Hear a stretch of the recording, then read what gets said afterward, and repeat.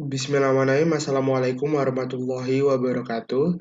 Di sini saya Bagas Hadi Pratomo, NIM 18513103. Di sini saya sebagai ahli geofisika kimia tim pembangunan proyek pabrik gula yang ada di Kecamatan Jetis, Kabupaten Bantul, DIY, Daerah Istimewa Yogyakarta. Pada kesempatan ini, saya akan menjelaskan komponen geofisika dan kimia. Pada komponen geofisika kimia terdapat 4 komponen. Yang pertama ada penurunan kualitas udara, gangguan kebisingan, penurunan kualitas air permukaan, dan penurunan kualitas air tanah. Pada tahap pembangunan pabrik gula dapat diketahui bahwa terdapat 4 tahap yang berada prakonstruksi, konstruksi, operasi, dan pasca operasi. Pada tahap prakonstruksi terdapat survei dari investigasi, sosialisasi, dan pengadaan lahan. Dan pada tahap konstruksi terdapat rekrutmen tenaga kerja, pembuatan jalan akses, aktivitas base camp, mobilitas tenaga kerja dan bahan alat, serta persiapan lahan pada tahap proyek dan pembangunan fisik gedung, jalan, serta sarana dan prasarana. Dan pada tahap operasi terdapat 4 tahap yang berada rekrutmen tenaga kerja, khususnya di bidang operasi.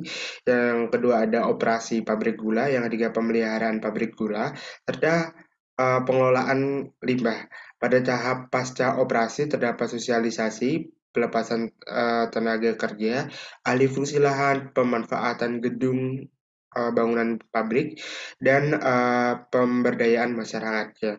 Pada tahap-tahap tersebut terdapat komponen-komponen yang terdampak dari komponen geofisika kimia. Yang pertama ada kita ketahui pada layar terdapat komponen pengadaan lahan yang terdapat tahap pengadaan lahan, yang dari mana komponen yang terdampak itu adalah penurunan kualitas udara, gangguan kebisingan. Pada tahap aktivitas basecamp, komponen yang terdampak yaitu kualitas udara dan kualitas air. Nah, pada tahap persiapan lahan pada tahapan proyek itu terdapat komponen yaitu penurunan kualitas udara, dan pada pembangunan fisik gedung terdapat komponen yang terdampak yaitu ada kualitas udara uh, dan kualitas air tanah. Dan pada tahap operasi terdapat pengolahan limbah yang dimana yang terdampak adalah kualitas air tanah pada permukaan. Nah, dari hal tersebut, maka saya akan menjelaskan tentang proses pelingkupan dari AMDAL tersebut. Nah, kita ketahui bahwa tadi sebelumnya saya menjelaskan mengenai tentang komponen-komponen yang terdampak. Nah, di sini saya akan lebih mendetailkan lagi bagaimana sih komponen-komponen tersebut. Nah, dapat dilihat pada layar yang udah saya highlight berwarna kuning. Terdapat pada tahap pengadaan lahan yang dimana tadi saya udah bilang itu komponen yang terdampak itu adalah kualitas udara. Itu tuh pada komponen itu kita eh, berdasarkan pada pedoman yang dimana pedomannya itu peraturan pemerintah RI nomor 41 tahun 2019 tentang pengendalian pencemaran udara. Nah, uraian evaluasi yang evaluasi dampak potensial yang ada yang terdampak yaitu pada tahap pemasangan patok, ya, di mana pemasangan patok itu sering menyebabkan debu, yang debunya itu bakal merusak tercampur dengan udara dan akan menjadikan kualitas udara itu menurun, serta dampak penting hipotetiknya adalah serta tahapan ini merupakan dampak penting hipotetik. Nah, terus yang kedua juga pada tahap pengadaan lahan itu juga komponen yang itu juga komponen yang terdampak yaitu kebisingan lingkungan yang dimana kita mengacu pada dokumen pedoman Kemen LHK nomor 48 tahun 1996 tentang baku mutu tingkat kebisingan. Nah, kita ketahui bahwa pengendalian itu menggunakan mesin yang dimana mesin itu bakal menyebabkan kebisingan di lingkungan sekitar pabrik. Gitu. Nah, hal tersebut dapat mengakibatkan dampak penting dari hipotetik tersebut. Nah, pada tahap konstruksi dapat diketahui bahwa dalam tahap pembuatan jalan (ASKES) terdapat dua komponen yang terdampak, yaitu adalah penurunnya kualitas udara dan gangguan kebisingan. Penurunan kualitas udara itu pedomannya sama dan kebisingan juga sama. Pada kualitas udara ini uh, apa namanya pada pembuatan jalan itu kan menggunakan alat berat, jadi mengakibatkan gas buangnya yang cukup tinggi. Sedangkan pada gangguan kebisingan apa namanya menggunakan alat juga yang menghasilkan volume yang cukup keras. Nah, kedua dampak ini mengakibatkan dampak penting hipotetik. Nah, selanjutnya pada aktivitas basecamp, di mana kan aktivitas basecamp itu terdapat banyak kumpulan kuli-kuli proyek, yang dimana hal tersebut dapat menyebabkan penurunan kualitas air tanah dan gangguan udara, yang dimana kan pada penurunan kualitas air tanah itu apa namanya seringnya kayak mengambil air tanah yang ada mengambil air yang ada di itu dan menyebabkan kualitas air tanahnya menjadi berkurang gitu. Dan hal tersebut dapat mengakibatkan dampak penting hipotetik. Nah, pada uh, kualitas udara juga menurun karena pada aktivitas itu banyak banyaknya juga apa namanya mobil-mobil yang digunakan, kendaraan-kendaraan yang digunakan. Hal tersebut mengakibatkan gas emisi yang ada di lingkungan sekitar menjadi meningkat. Nah, hal tersebut dapat dampak penting hipotetis atau DPH. Gitu.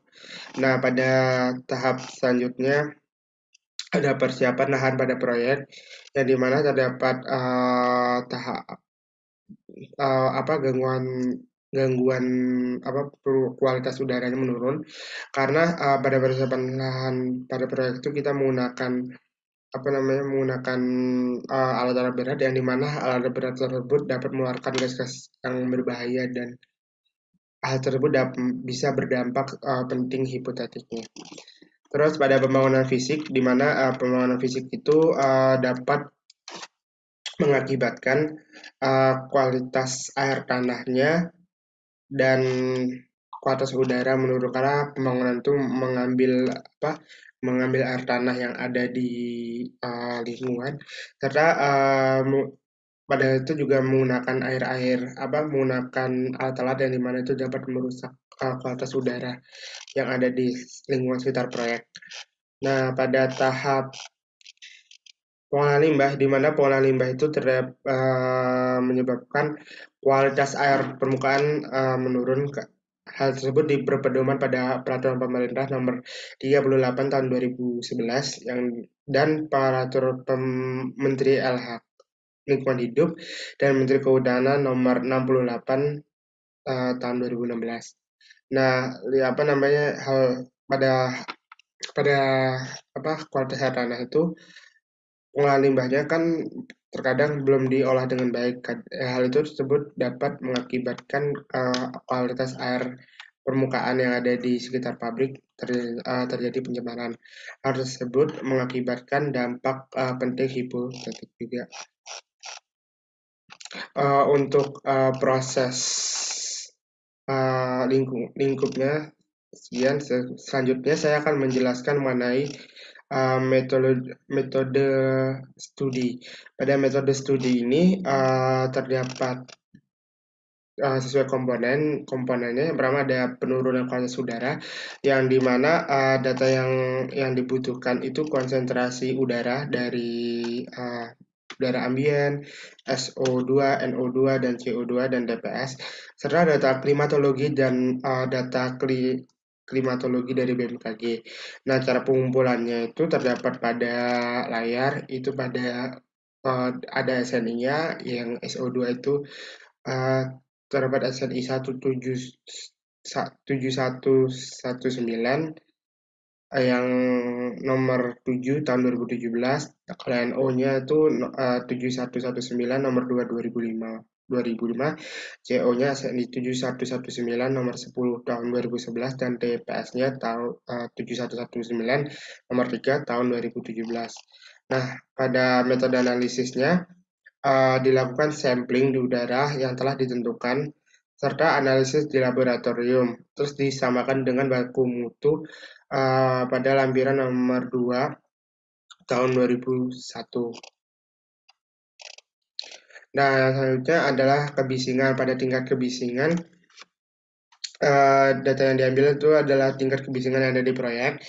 Nah, hal tersebut, cara pengambilan datanya itu dengan cara uh, apa namanya disesuaikan dengan lingkungan baku mutu lingkungan hidup nomor 48 tahun 1999, yang cara pengambilan datanya itu dilakukan selama 1 hari full, yang dapat diketahui di layar bahwa terdapat itu menggunakan sound level yang mempunyai fasilitas pengukuran LTMS, yaitu LED dengan waktu ukur 5 detik, yang dimana pengukuran selama 10 menit. Waktu pengukuran dilakukan selama 24 jam dengan cara pakedap siang hari, tingkat aktivitas paling tinggi selama 10 jam, dan pada selang jam 6 sampai jam 22, dan aktivitas malam hari selama 8 jam pada selang jam 22 sampai jam 6 pagi. Nah, selanjutnya aktivitas selanjutnya adalah air permukaan, yang dimana penelitian pada air permukaan itu berdasarkan parameternya yang dites ada TSS, suhu, BOD, COD, minyak, lemak, pH, Na3, senyawa fenol, total TDS, TDS, terus logam yang terlarut, dan koliform. Nah, ini tuh di cek pada kualitas air sungai yang ada di lokasi pembangunan, dan mengacu pada SNI 9698957 tahun 2008 dengan metode pengambilan air permukaan. Nah, dapat diketahui bahwa pada itu pada layar menggunakan rumus sekian ini untuk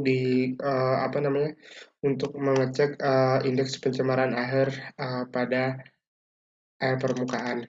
Nah, selanjutnya adalah air tanah. Yang diuji itu kualitas air tanah kurang lebih yaitu sama dengan air permukaan, tetapi lebih difokuskan pada bakteri-bakteri yang ada di itu. Terus prosedur pengambilan disesuaikan pada SNI nomor 6 2412 tahun 1991 mengenai metode pengambilan air tanah berdasarkan mikrobiologi.